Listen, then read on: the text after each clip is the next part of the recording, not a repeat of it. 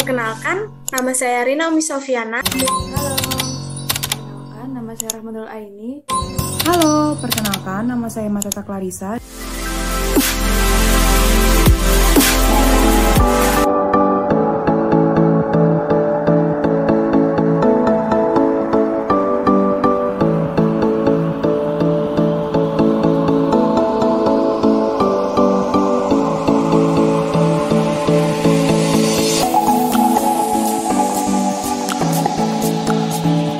Kami dari kelompok 7 akan mempresentasikan hasil laporan kelompok kami yang berjudul pencatatan laporan keuangan sesuai SKMKM menggunakan software akuntansi pada toko alat tulis.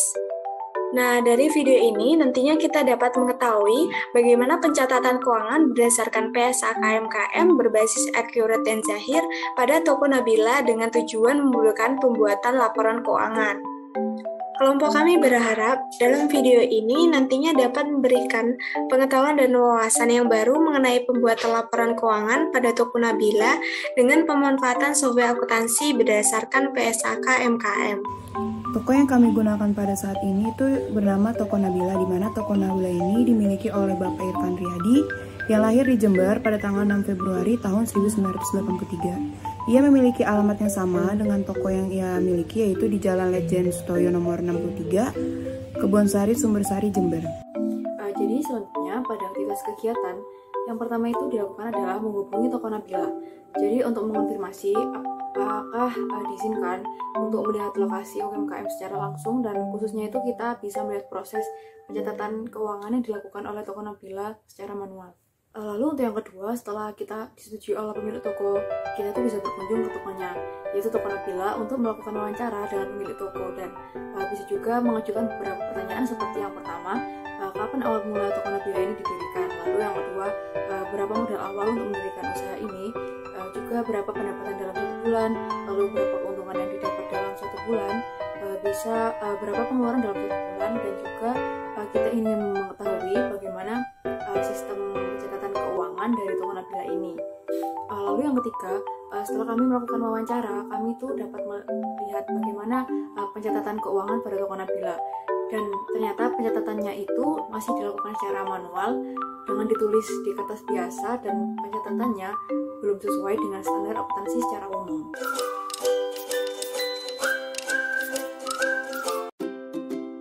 Selanjutnya kita masuk ke dalam pengoperasian accurate, di mana pertama-tama kita harus masukkan dulu daftar supplier dan daftar customer. Yang pertama kita masuk ke daftar, terus kita ke kartu pelanggan atau customer. Di sini kami sudah memasukkan data-datanya. Ini caranya, kita klik baru, kemudian nanti muncul seperti ini. Kita tulis nomor pelanggan, nama pelanggannya, kemudian kita ke termin, kita tulis saldo awalnya, kemudian kita oke. Nanti dia akan muncul di sini. Kemudian untuk kartu supplier juga dilakukan dulu yang sama. Kita klik baru, terus kemudian nanti akan muncul tampilan seperti ini. Kita tulis nomornya, namanya, kemudian kita ke termin, kita tulis saldo awalnya, kemudian tinggal kita oke. Kemudian setelah kita masukkan daftar customer dan daftar supplier, kita masuk ke daftar persediaan. Kita ke persediaan, kita ke barang dan jasa. Di sini kami sudah memasukkan data-data persediaannya. Nanti langkah awalnya itu kita klik baru, nanti akan muncul tampilan seperti ini. Nanti kita tulis nomor barangnya, kita tulis keterangannya, kita tulis berapa jumlahnya, kemudian ini harga per unit yaitu harga beli. Kemudian kita masuk ke penjualan atau pembelian. Di sini ada harga jualnya, kita masukkan. Kemudian nanti tinggal kita oke. Nanti akan muncul seperti ini, seterusnya akan dilakukan seperti itu. Nah, selanjutnya kita ke transaksi. Di sini kelompok kami hanya menayangkan beberapa transaksi saja. Untuk yang di tanggal 9, itu toko Nabila membeli 10 buah krayon ke supplier Senyum Media. Jadi kita ke pembelian, setelah itu ke retur pembelian. Selanjutnya kita supplier, kita isi Senyum Media. Kemudian tanggalnya ini jangan lupa diubah ke tanggal 9 Mei. Setelah itu membeli 10 krayon, amount-nya 550. Kalau sudah seperti ini, kita simpan dan tutup. Kita lanjut, di sini terdapat transaksi Siti membeli krayon 2 buah, spidol 3 buah, dan penggaris 3 buah. Di sini kami sudah memasukkan transaksinya, di mana caranya itu kita masuk ke penjualan, kita masuk ke cockpit penjualan. Nanti akan muncul tayangan seperti ini. Nah, di sini kita isi nama pelanggannya itu Siti, kita tulis tanggal 12, kita tulis itemnya itu krayon 2 buah, spidol 3 buah, dan penggaris 3 buah. Kemudian tinggal kita simpan dan tutup. Kita lanjut, di sini terdapat transaksi yaitu membeli peralatan sebesar 100.000. Kita masuk ke buku besar, kita masuk ke bukti jurnal umum, kita tulis di sini tanggalnya itu 13 Mei 2022. Kita tulis deskripsinya itu membeli peralatan. Kemudian di sini kita cari akunnya itu peralatan sebesar 100.000.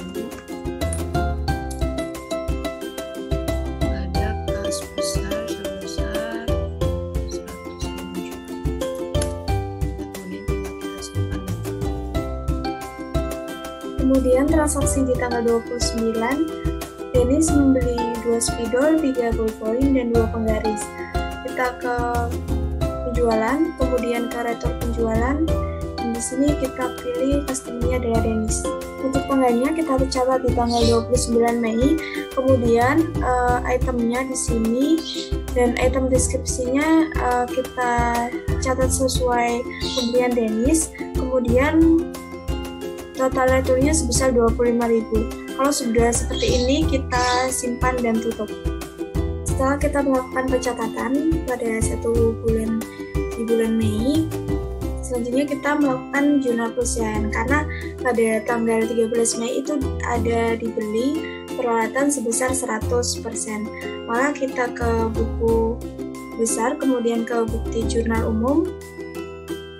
Nah, di sini tanggalnya kita ganti ke tanggal 31 Mei karena penyesuaian ditulis pada akhir bulan.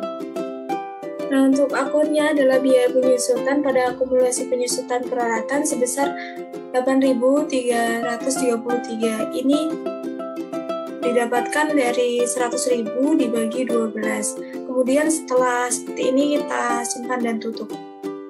Setelah melakukan pencatatan transaksi, alangkah lebih baiknya kita merekonsilkan dulu, yaitu kita rekonsiliasi bank, dimana ini kita pilih kas besar, kemudian tanggalnya kita catat di akhir bulan yaitu ke 21 Mei. Nah, ini kan udah muncul semua akunnya, ini kita catat.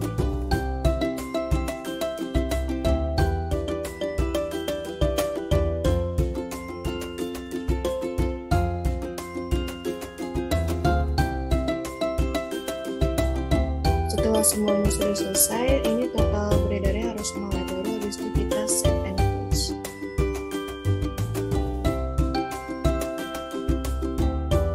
Nah, ini sudah terrekonsil. Nah, untuk melihat laporan keuangannya, kita ke buku besar, kemudian ke laporan keuangan. Nah, di sini bisa dilihat laporan keuangan toko Nabila. Posisi keuangannya di sini jumlah aktiva lancarnya itu sebesar Rp4.130.600. Kemudian dan di sini ada juga laporan laba ruginya. Dan di sini diketahui bahwa dalam catatan laporan keuangan menggunakan aplikasi Accurate ini menghasilkan laba sebesar Rp52.266.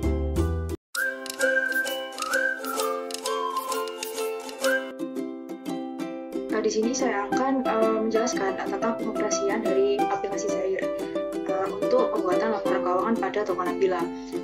Yang pertama itu untuk pembuatan data. Jika pertama kali pembuatan data itu berarti masuk ke membuat data baru. Namun di sini karena kami sudah membuat sebelumnya, jadi klik data sebelumnya. Lalu klik OK. Lalu untuk langkah selanjutnya, jadi kita mengisi data nama alamat untuk mengisi customer dan vendor atau supplier.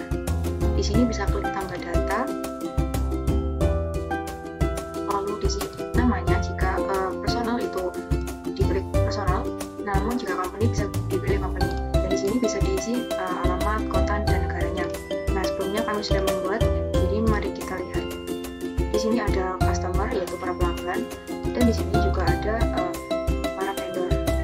Lalu setelah mengisi data nama alamat, lalu lanjut pada mengisi data produk.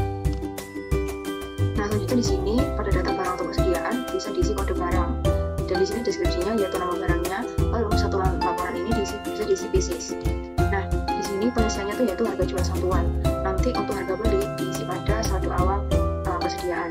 Dan apabila terdapat pajak pada produk, bisa diisi pajak yang sudah dibuat sebelumnya. Nah, di sini bisa melihat produk-produk yang sudah saya buat sebelumnya. Nah, untuk selanjutnya maka bisa mengisi saldo awal akun pada setting selalu pada saldo awal, dan di sini bisa pilih saldo awal akun. Nah, saldo awal akun ini diisi apabila terdapat saldo awal pada bulan sebelumnya, seperti pada laporan kali ini yaitu pada bulan April, yakni 30 April 2022. Nah, di sini bisa diisi sesuai dengan akunnya. Ada kas, lalu piutang usaha, persediaan, dan sebagainya. Lanjut pada pengisian saldo awal piutang usaha. Nah, di sini bisa klik baru. Di sini bisa diklik nama para pelanggannya. Lalu diisi nomor invoice, diisi nilai piutangnya, dan tanggal ini dirubah pada tanggal 30 April. Nah, selanjutnya untuk pengisian saldo awal utang usaha sama seperti cara yang awal tadi. Nah, di sini klik baru, sama mengisinya seperti yang piutang usaha tadi. Nama pemasok dipilih, bisa yang vendor pertama atau vendor kedua. Nah, di sini diganti tanggalnya 30, lalu invoice-nya ditulis, dan diisi nilai utangnya. Nah, selanjutnya yang terakhir mengisi saldo awal persediaan. Nah, di sini bisa klik baru. Nah, di sini bisa klik kode barang, misalnya ballpoint. Nah, setelah ini bisa klik baru. Lalu pada kode barang ini bisa dipilih barang-barang yang akan diisi persediaannya. Dan untuk stok awal, yakni stok awal yang berasal dari bulan sebelumnya. Nah, untuk harga beli di sini bisa diisi pada harga pokok satuan. Nah, ini merupakan data-data produk yang sudah diisi sebelumnya. Setelah pengisian data-data tadi sudah selesai, maka bisa dilanjut untuk pengisian transaksi pada toko Nabila. Nah, setelah masuk pada infus penjualan, begini tampilannya, dan yang pertama diisi adalah nama pelanggan, lalu bisa tanggal faktur, yakni seperti pada soal itu tanggal 11 Mei, lalu di sini bisa dipilih metode pembayarannya, tunai atau kredit. Nah, di sini bisa memilih barang yang akan dibeli. Misalnya ballpoint, krayon, kertas ukur, lem vinyl, penggaris, dan spidol. Nah, di sini barangnya sama dengan spidol, lalu diklik OK. Nah, di sini itu juga diganti tanggalnya menjadi 11 Mei. Lalu setelah itu di sini akan muncul nominalnya dan bisa diklik rekam. Karena tadi kami sudah melakukan penjualan, maka bisa dilihat pada daftar data, yakni pembelian pada tanggal 11 oleh Raisa. Di sini Raisa membeli spidol per lover dengan jumlah 7 buah dan krayon sebanyak 2 buah, dan Raisa membayar dengan metode tunai. Lalu selanjutnya terdapat transaksi, yaitu pada tanggal 13 Mei toko Nabila itu membeli peralatan sebesar 100.000, maka bisa dicatat di buku besar lalu masuk ke transaksi jurnal umum. Nah, di sini bisa diganti tanggalnya, yakni pada tanggal 13 Mei. Dan di sini bisa diberi keterangan seperti membeli peralatan. Nah, selanjutnya bisa mengisi akun-akunnya. Yang pertama karena membeli peralatan, yakni yang pertama adalah peralatan pada debit, dan yang berkurang yaitu kas pada kredit sebanyak Rp100.000. Lalu setelah itu bisa diklik rekam. Nah, untuk transaksi selanjutnya, di sini terdapat pembelian dari customer yaitu bernama Bintang yang membeli 10 buah ballpoint Joico. Nah, di sini bisa diklik penjualan seperti tadi, yakni lalu invoice penjualan. Apabila dari customer yang bernama Bintang pada tanggal 16 Mei, di sini bisa diganti tanggalnya. Di sini juga pada tanggal pengiriman. Lalu di sini bisa diganti metode pembayarannya yaitu tunai. Nah, di sini bisa diisi nama pelanggannya yaitu Bintang. Nah, Bintang itu membeli 10 buah ballpoint Joico. Nah, di sini bisa diklik nama barangnya, yakni ballpoint Joico ini, lalu bisa klik OK. Lalu setelah itu bisa klik rekam. Nah, selanjutnya pada tanggal 17 Mei, toko Nabila itu membeli barang pada supplier Semi Media.